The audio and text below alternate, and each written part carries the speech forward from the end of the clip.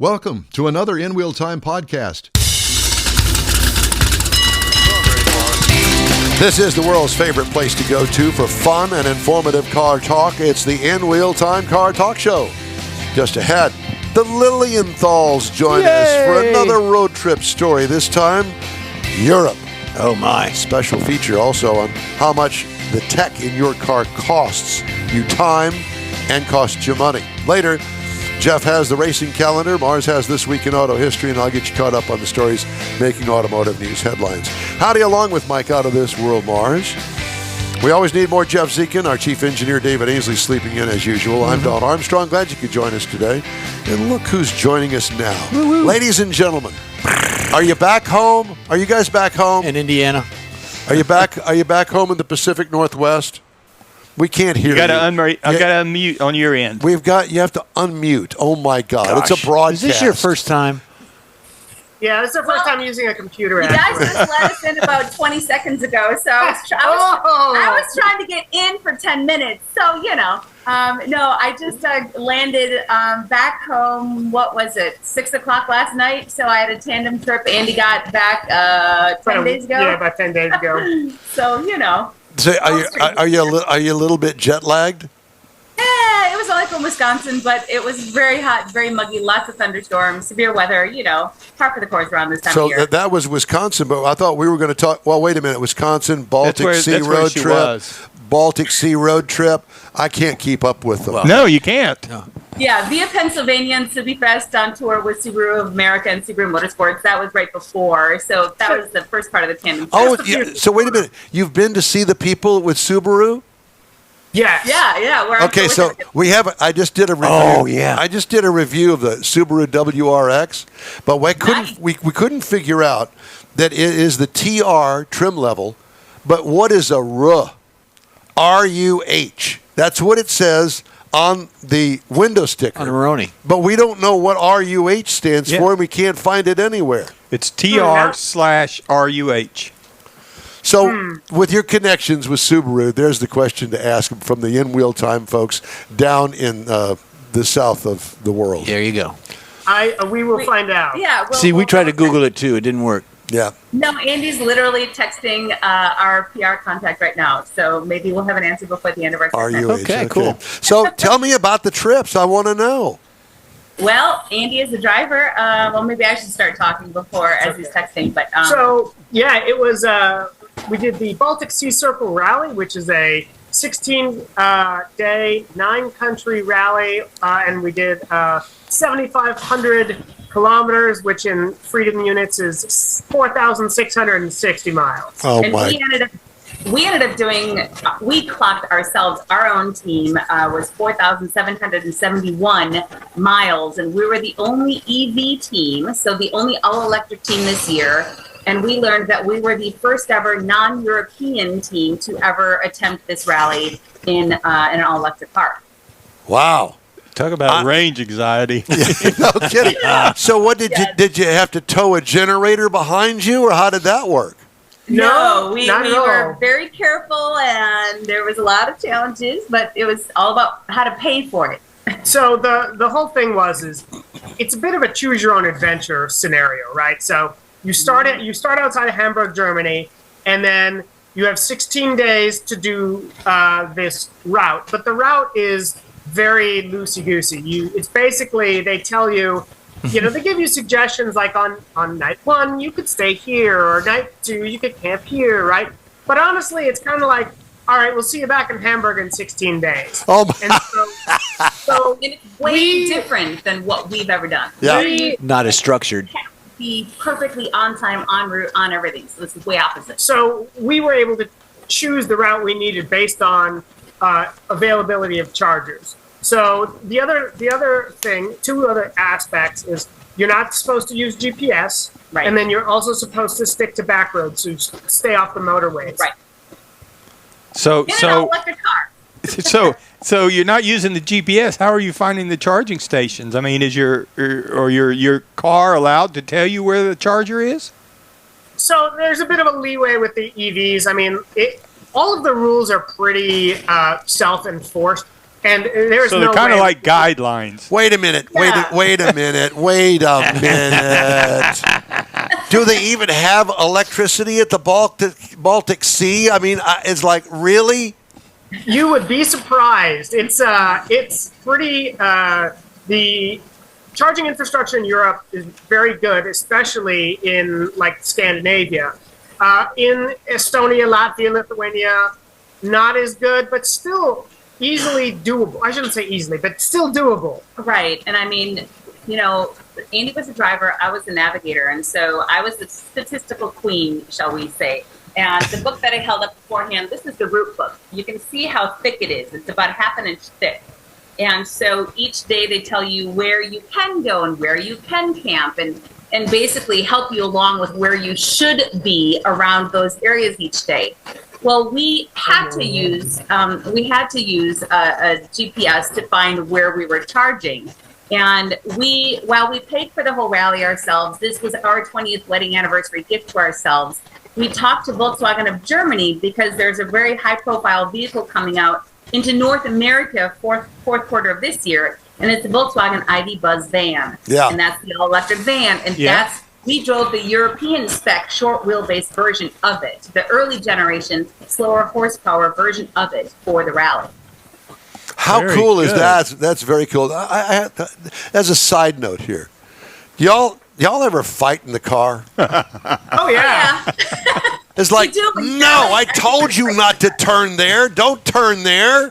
Oh yeah. Yeah, it happens. happens. We always start out by saying, we have a little bit of a pinky swear. a pinky swear, Put your pinky a up. pinky swear, where we say, okay, like good communication, Flexibility. don't hit any animals, Be kind to each other. keep it shiny side up, Wheel side down. and that kind of thing. And so, like, okay, we know competition and this kind of stuff can get heated.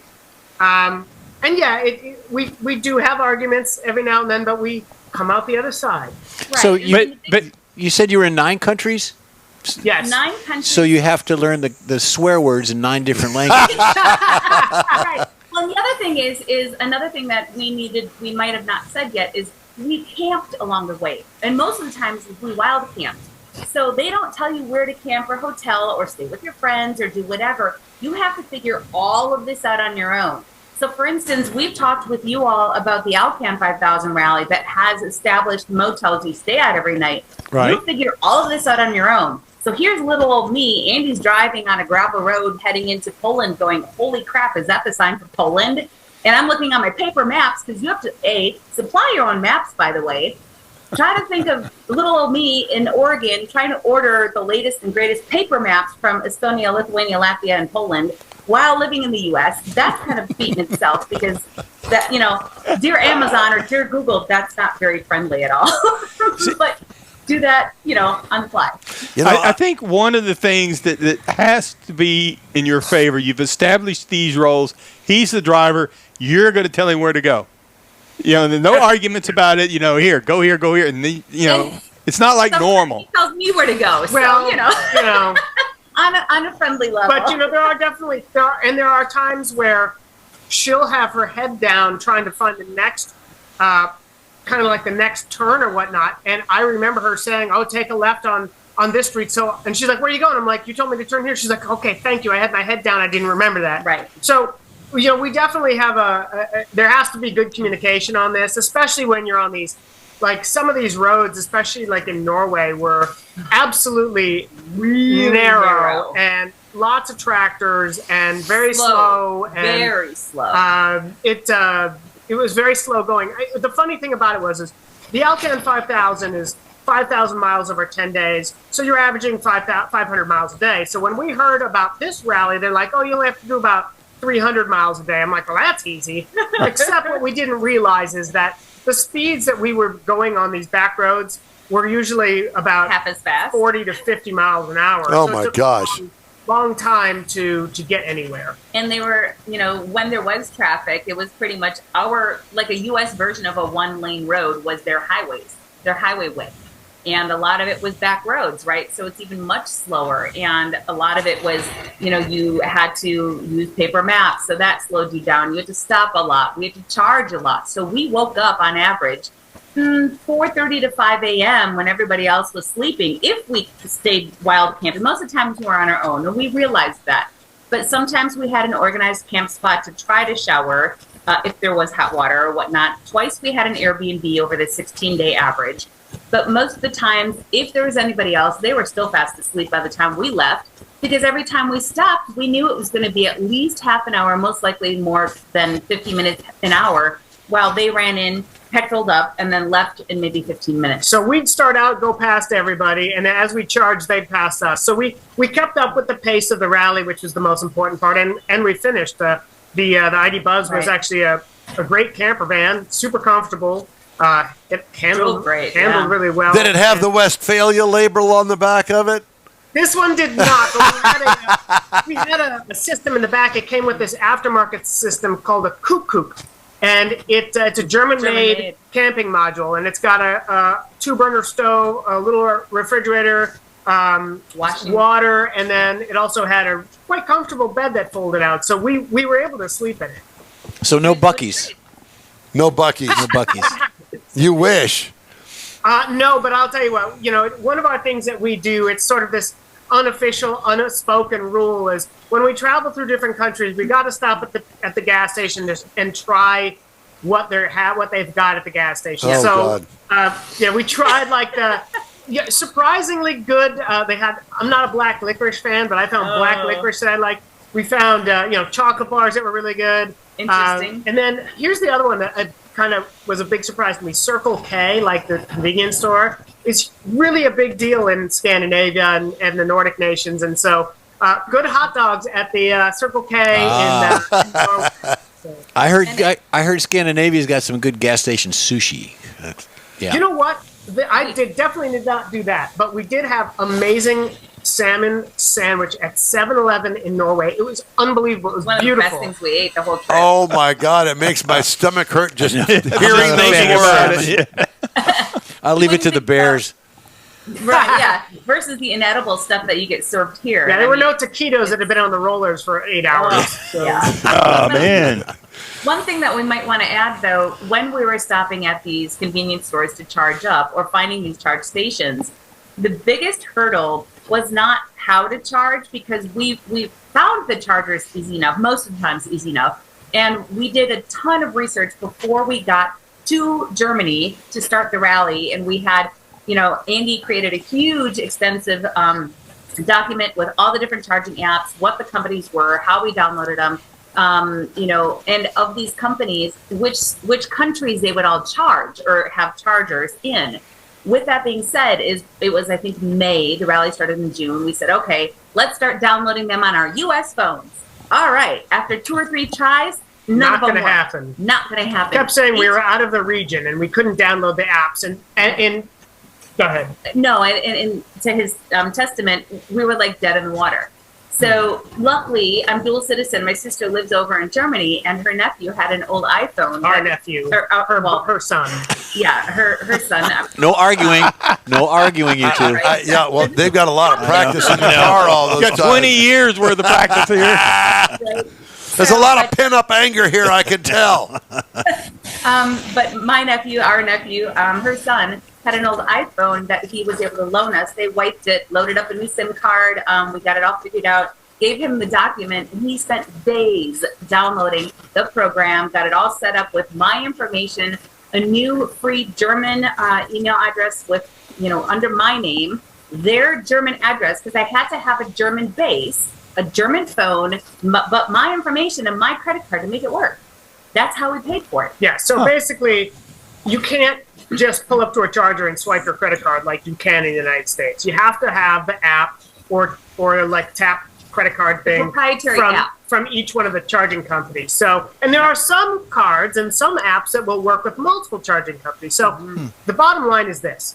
The charging infrastructure in Europe right now is better than it is in the United States. The downside is you have to have 16 apps. We literally downloaded 16 apps. So here's the in-wheel time tip of the morning. There you go. You guys will become bajillionaires by putting all of that together and then selling that information to those people that are going to go on the Baltic Sea tour. Yeah. Yeah, right.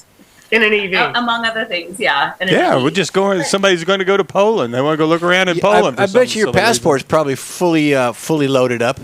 Yeah, right. So the areas we were in, they all have open borders. So there was only one passport stamp, which was Germany, which is where we flew in and out of. So all of those countries have open borders. Before 2022, they did go into Russia.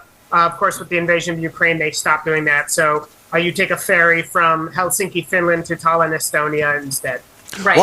What was your favorite country? Oh, that's hard to answer. I think for me, as a whole, Norway. Norway was one of the most beautiful places I've ever seen. I have very rarely been somewhere where around, you're driving down and you see, we went, for instance, through Lillehammer, which was the 1994 Winter Olympics. Yep. And, it's just this beautiful area. And, you come around the bend and there's more beautiful areas. And then you go around another bend and you're like, it just doesn't stop. It was absolutely spectacular from tip to tail. I would have to second that. I would think the further north you went for me in Norway, the more I want to go back and visit that whole area. So the northern half for me. Okay, so let's all go. We'll all go together. The five of us. Well, I got We need 6. We probably need to bring David. We could just give you about 20 of us. Probably about 20 of us. Yeah, and a tour bus. It'd be a tour trailer. A tour trailer. Yeah, except on those skinny roads that you're talking about. I love this stuff. So, are you guys got a book and plans for all of this stuff? How are we going to learn all this stuff from you guys? There's so many people that are asking us and have asked us over the last several years to write a book. And, I think with both of us being automotive journalists, we have so many articles about all of our rallies and all of our adventures out there. For me, with the Baltic Sea Circle Rally, we're writing many different articles. There are some that have already been published. I've got one via Autoblog out there. Andy's got a couple. Do you want to talk about your articles? I've got an article on GearJunkie.com about it, and then I have an article in the print edition of OVR magazine coming out. I'll also have a review of the ID Buzz European version, the Road Rally review on the Truth About Cars as well. Well, look, I mean, we all know about Rick Steves, so I'm thinking Lilienthals Adventures. Yeah, maybe. And a great TV show and audio and all of it. Yeah. I like it. We love that. I mean, Executive producer Don Armstrong. And then the movie. We'll give you a holler. Give me a holler. That's and then the movie. We love you guys. Thank you very much for joining us today. Stay in touch with us. Where's the next adventure going to be? Ooh. Well, we'll let you two argue about it, and then you can let us know. That's it. But we can talk about some things. We have some really cool things coming up for next year that we cannot talk about yet. But for me, I've got a Buick launch coming up in early September that I'm going to be doing. That's embargoed right now, but I'll be on that. And then we're both attending SEMA this year, so we'll be doing that in November. Alcan 5000 coming up next year, as well as a couple other things we can't talk about. Hey, call us from SEMA, will you? Yeah, sure. Okay, we'd love to hear from you. Thank you all again. We love you both. Thank you. Y'all take care. Take care. Thank you. Okay. I'm so jealous. I know. Hey, you're on the In Wheel Time Car Talk Show. We're going to take a quick break here, and we'll be right back. I can load it. You didn't I thought I did load it. What'd you do? I don't know. Jeff didn't. Boogered up. It boogered up. Huh. It's having one of those moments. Are you ready now? Yes, sir. Okay. No. I'm not ready. That's the wrong one. We're getting there. Are you? Okay. It is Well, the we're wrong waiting one. for Jeff. Okay, let's wait for me. Talk amongst yourselves. Well, no, because you're next anyway, because you got to do the racing calendar. Yeah. This thing is messed up. Here we go. And auto history, we got that going on. We got a lot going on Something happening with that. Well, I'll tell you what, computer. Mr. Morris, let's do this. Why don't we do the auto history? And don't worry about the pictures. Just do the auto history because we're running a little short of time. All right. So we'll go through it. So Michael Schumacher, very famous name, was born in 1969 and in Germany. He came up through the go-kart community like a lot of people do. His first official entry into the world of Formula One racing came on August the 25th, 1991 at the Belgian Grand Prix. He was actually driving for the Jordan Ford team as a stand-in for the regular driver. And because he really did well in that, so that kind of pushed him on up into the world of Formula One. And he won motorsports. His records including 7 drivers' championships and 91 Grand Prix victories. That was Michael Schumacher. Okay. Introduced in 1927, August the 26th, the original LaSalle 303 was designed by Harley Earl, renowned GM designer. It was a shorter and more agile version than the larger Cadillac of the era, but it was a luxurious option to it. But a Cadillac V8 actually powered the LaSalle to keep it running. The LaSalle. LaSalle. Is that what I said? LaSalle. LaSalle. Whatever. San LaSalle. Leon. Yeah. LaSalle was priced between the Cadillac really and the Buick. close to San Leon. San Leon. It's the same place. LaSalle was priced between the Cadillac and the Buick, with the idea being that at the time, General Motors, the idea was that a person working their way in, their first car would be the Chevrolet, then they would work their way up through the Pontiacs, Oldsmobiles, Buicks, and everything up to the Cadillac. So as Cadillac's companion brand, LaSalle set second from the top tier for 13 years until they began taking sales from the Cadillac. After World War I, the economy kind of went kind of bad, and they figured out that Cadillac buyers were stepping down to save a little bit of money to the LaSalle. So they discontinued the LaSalle in 1942. The last one came off the assembly line. August the 27th, 1950, the Hudson Hornet was introduced, an iconic American car renowned for its performance and innovative design. The Hudson Motor Company created the Hornet. One thing that made it great was it had a step-down floor. The floor was actually below the frame, lowering the center of gravity, which is what made it so popular in NASCAR, God, or helped so part ugly. of it. And under the hood, it was equipped with a 308 inline 6 engine. It was the twin H-Power. It had dual carburetors on the performance option. Delivered 170 horsepower, along with the lower stability. It dominated in NASCAR during the early 50s, won a lot of races. Beyond its races, the Hudson became stylish, and it was the Pixar's character Doc Hudson in the movie Cars. Formation of Lincoln Motor Company was August the 28th, 1970. Henry Leland, the guy from Cadillac, Jeff, Yep. and his son, they went together, created this company, and it was actually building motors for the war effort. 6,500 Liberty V12 high-quality Liberty aircraft engines for the war effort. After that, they started building the luxury cars until, again, the economy after World War I kind of got to them, and Ford Motor Company bought Lincoln for $8 million. And that's how Ford got into the luxury car market, and Lincoln became very famous as their luxury line. That's this week in auto history in a nutshell. All right, thank you very much. We're going to take a quick break here on the In Wheel Time Car Talk Show. We'll be back right after this. The original group of Lupe Tortilla restaurants will have you telling your family and friends just what the original recipe means when it comes to the best fajitas in Southeast Texas. Founder Stan Holt invites you to visit the first Lupe Tortilla near I-10 and Highway 6. Here is the original house that inspired the design of all the rest and the original charm that helped make Lupe Tortilla the go-to destination for Houston Tex-Mex. Nothing can compete with the original lime pepper marinade that everyone will agree makes Lupe Tortilla award-winning beef fajitas the best anywhere. Lupe Tortilla Katie's another location that gives you the same quality and service Houstonians have come to expect at Lupe's. It's located on 99 the Grand Parkway at Kingsland Boulevard in Katy. Find yourself in Aggieland? Head to the Lupe Tortilla in College Station. Located just around the corner from Kyle Field, it's a great place to enjoy those famous frozen margaritas before or after the game. Going to Louisiana, the Lupe Tortilla in Beaumont is on I-10, so you can't miss it. The original group of Lupe Tortilla restaurants has the best Tex-Mex anywhere, and you're invited anytime. Your car is a direct reflection of you, so don't be satisfied with color fade or a dingy, dull appearance. Get rid of those terrible automated car wash scratches. Gulf Coast Auto Shield is your Save the Paint company. John Gray and his team of detailing experts can help your cars finish without a full repaint. Searching for the real experts in window tint or windshield protection? Gulf Coast Auto Shield. Dash cams, radar detectors? Gulf Coast Auto Shield. Got a new car? Get that thing protected as soon as you take delivery. If you don't know which of the multitude of protection products to go with, John Gray will give you an honest opinion and won't sell you something you don't need or can't afford. John will help you understand the many options and pricing right on the spot. He's your guy to have your ride looking its best and protected too. See the state-of-the-art shop yourself. Free tours anytime. Gulf Coast Auto Shield is easy to get to, located just south of the Southwest Freeway on the Sam Houston Parkway.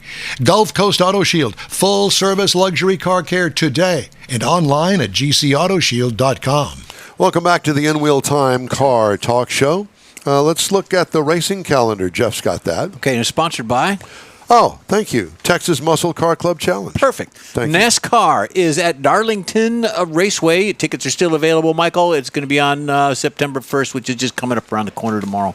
NHRA. Get a flight out of town There right you go. away. NHRA is at Indianapolis. Actually, they go on September 1st and September 2nd, which is Monday. It's the Indianapolis. It's the big go. Of course, Don just talked about that a minute ago. You got IMSA is over at Indianapolis actually at the end of the month, and then you've got Gateway for Indy. Formula One is actually at the Pirelli Italian Grand Prix. You ever been there? No, I haven't, but the trophy is a giant meatball. Yep, that's what it is. Huh. Yeah. Is it colored like a meatball? It or could be a- is it more like a basketball? I think it's a giant meatball, big as your head, like Lupe. Anyways, Le Mans is going to Lone Star Le Mans Circus of America is coming up at the end of November.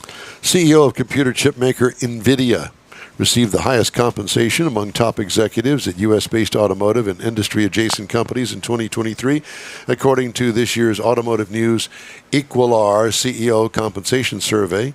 NVIDIA CEO Jensen Huang, got a little Wang in it. Yep. Pay and benefits worth $288 million. Nice.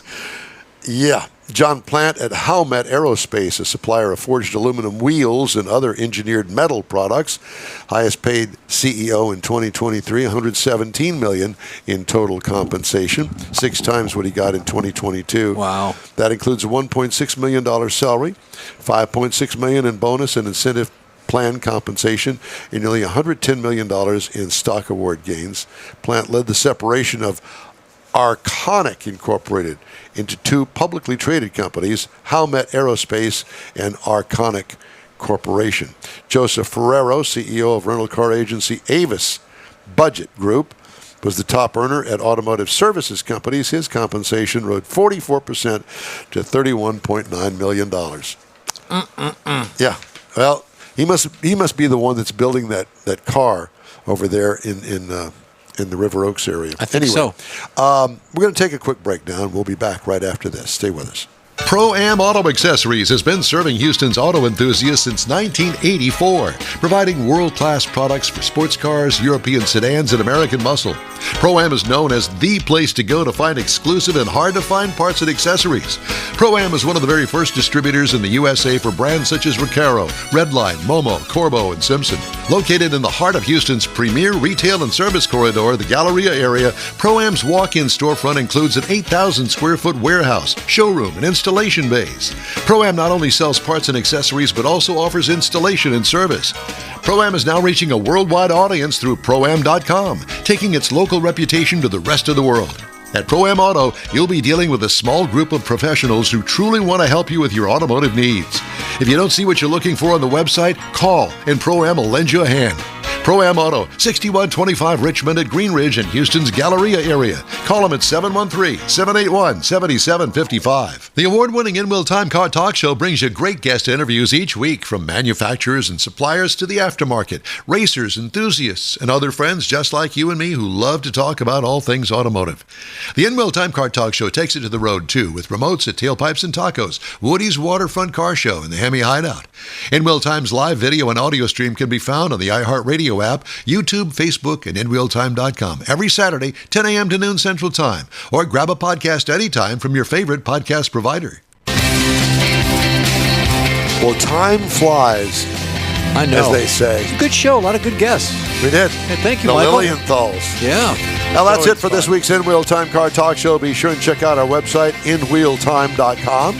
Follow us on Facebook. Give us a like. Tell your car friends about us and share our stuff. We'll keep you connected to all things automotive all week long. We'd love to hear from you. Our email address is info@inwheeltime.com. If you want, you can use fingers or hands. Put them on a video, send it to us, and we'll share it with our friends over the air. Oh, and send some video of your hot rod, too. while you're at it. Absolutely. When you're looking for award-winning car talk, you can find the In Real Time Car Talk Show 24/7 on the iHeartRadio app. Grab a podcast anytime from your favorite podcast provider. And don't forget, we live stream this show on Facebook, YouTube, and InWheelTime.com every Saturday from 10 to noon Central Time. The In-Wheel Time video technical director is we need more Jeff Zekin for booking agent, video editor, and people finder Mike Out of This World Mars, and chief engineer David Ainsley. I'm Don Armstrong. We hope you join us next week here on the In-Wheel Time Car Talk Show, Saturday, September 7th, 10 to noon Central, on all of our In-Wheel Time Car Talk outlets. Stay cool. Have a great weekend.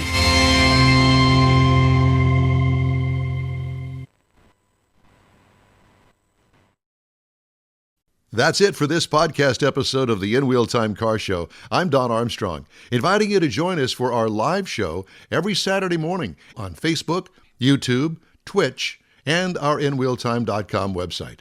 Podcasts are available on Apple Podcasts, Spotify, Stitcher, iHeart Podcast, Podcast Addict, TuneIn, Pandora, and Amazon Music. Keep listening, and we'll see you soon.